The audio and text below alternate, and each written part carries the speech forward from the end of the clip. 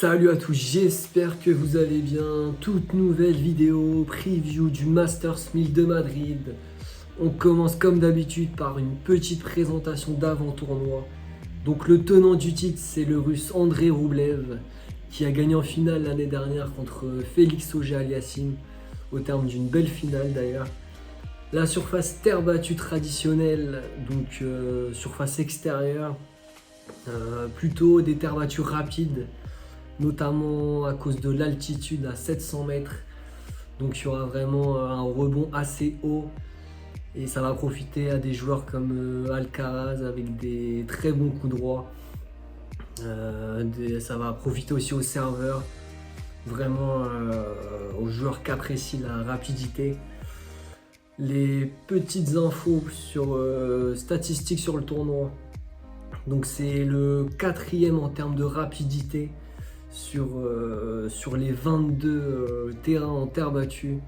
Donc c'est l'une des terres battues les plus rapides du circuit. Donc voilà, comme je dis, ça va profiter à certains joueurs. Toit sur le court central, donc si le toit venait à être fermé, ça va vraiment accélérer encore la surface davantage. Et le record du nombre de titres, c'est l'Espagnol Rafael Nadal avec 5 victoires à Madrid. C'est tout pour cette petite présentation d'avant-tournoi. On passe tout de suite aux favoris.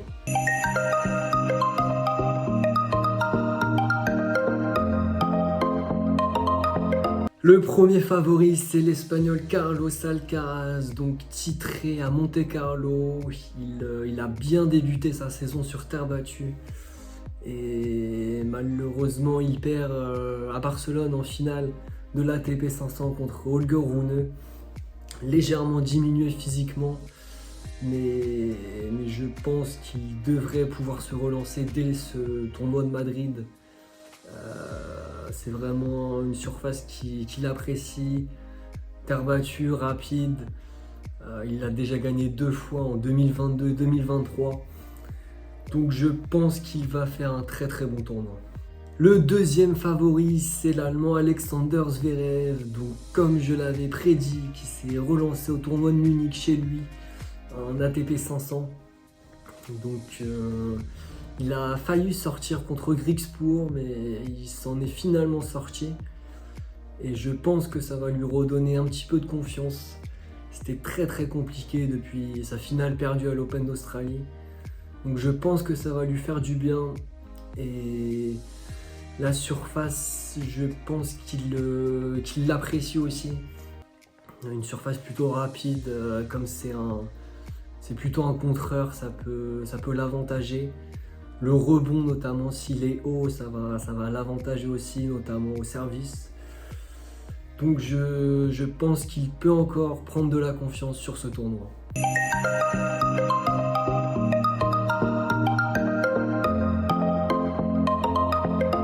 On passe aux outsiders, et le premier c'est le Danois Holger Rune. Donc comme je le disais, il a battu Alcaraz en finale de Barcelone, donc très très grosse performance, même si apparemment l'Espagnol était légèrement diminué au deuxième set. Mais il fait quand même ces dernières semaines finale à Indian Wells et un titre à Barcelone. Donc il revient, il commence à prendre confiance et logiquement il peut être dangereux sur ce tournoi de Madrid. Andrei Roublev ensuite, donc on l'a dit, tenant du titre. Il perd très tôt à Monte-Carlo, il perd à Barcelone. Donc saison sur terre battue vraiment pas dingue. Après ça va être des conditions rapides, donc je pense qu'il va bien jouer sur ce tournoi. Encore une fois, l'aspect mental va rentrer en compte. Et c'est ça en vrai, s'il arrive à être bien mentalement, il peut faire vraiment un bon tournoi. Troisième outsider que j'ai choisi, c'est le français Arthur Fils. Donc il perd encore une fois contre Alcaraz en demi à Barcelone. Donc assez sèchement, 6-2, 6-4. Mais bon, il fait quand même une bonne saison sur terre battue. Et je pense qu'il peut faire un bon tournoi de Madrid. Il faudra voir sa partie de tableau, ses adversaires. Mais pour moi, il est en très grande confiance et il va confirmer sur ce tournoi. Quatrième outsider, le Serbe Djokovic, que j'ai mis en dernier quand même. On ne sait jamais avec lui. Donc il perd premier tour à Monte Carlo. Faudra voir son parcours, comment il se sent. Mais s'il se sent bien sur cette surface, il peut aller loin, voire gagner le tournoi. C'est tout pour les favoris et les outsiders. On passe tout de suite aux meilleures chances françaises dans ce tournoi.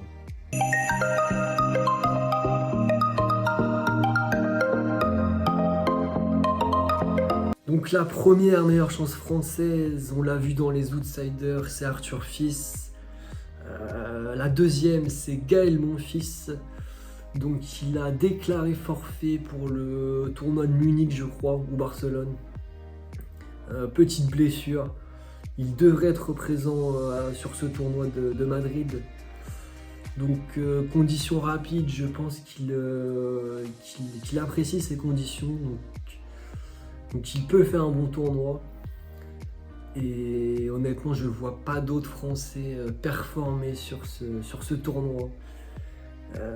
J'ai oublié meilleure performance française dans ce Masters 1000 de Madrid. C'est Gilles Simon en 2008 qui a été finaliste. Donc pourquoi pas Arthur Fils limité sur ce tournoi. C'est tout pour les meilleures chances françaises. On passe tout de suite à l'analyse du tableau.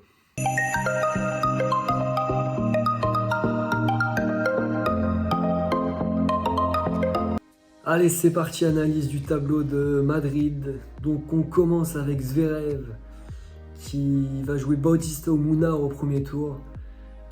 Donc ça devrait passer Davidovich Fokina au deuxième tour. Donc ça va être vraiment un match intéressant. L'Espagnol en grande forme sur terre battue. Et il devrait jouer Fils un peu plus tard dans le tournoi. Donc ça promet vraiment un beau duel. Ensuite, on a Gaël Monfils qui va jouer un qualifié avant potentiellement un duel contre Rublev au deuxième tour. Donc ça promet un beau match aussi. Holger Rune qui va jouer Koboli ou Marozan au premier tour. Donc deux joueurs très bons. Premier tour au piège pour le Danois. Koboli qui a gagné un 250 il n'y a pas longtemps. Marozan qui a fait un bon tournoi à Munich, donc ça va vraiment être un premier tour pas évident. Ensuite, le Serbe Djokovic qui devrait jouer à Arnaldi au premier tour. Donc match pas simple pour un premier tour. Et un peu plus tard dans le tournoi, Tiafoe, Draper, ouais, potentiellement. Ensuite, on termine par Alcaraz, donc Bergs ou Nishioka au premier tour, donc ça devrait largement passer.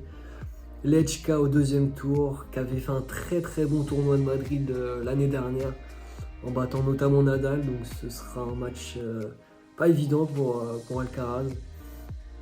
Et peut-être Dimitrov un peu plus tard dans le tournoi. Toujours très compliqué à jouer le Bulgare. Et voilà, peut-être Tsitsipas après. Donc voilà, partie de tableau assez correcte pour l'Espagnol. Allez, on approche de la fin de cette vidéo. Les demi-potentiels pour ce Masters 1000 de Madrid. Zverev, Fritz et Alcaraz, Djokovic.